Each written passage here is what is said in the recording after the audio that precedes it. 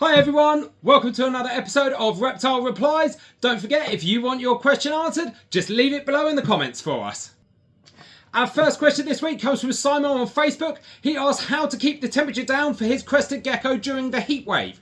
The same goes for all reptiles. If you don't have the luxury of air conditioning and if you can't move your tank to a cooler part of the house, one thing that you can do, especially if you have a mesh top on your enclosure, is you can take some ice cubes, put them on that mesh and allow them to melt, and as that cold water drips through the tank, it is going to help lower the temperature.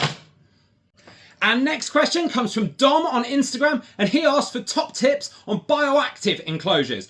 First tip, cannot be underrated. Always use plant lighting. That's pretty much a must.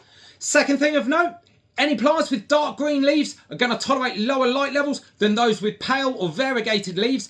Finally, when it comes to isopods, I really rate just the standard tropical grey woodlice. I find that they are probably the fastest breeding, and if you give them a source of calcium like a piece of cuttlefish bone, they'll do even better in your environment. Our final question comes from John on Facebook. He asks, what should the basking temperature be for a Northern Blue Tongue Skink?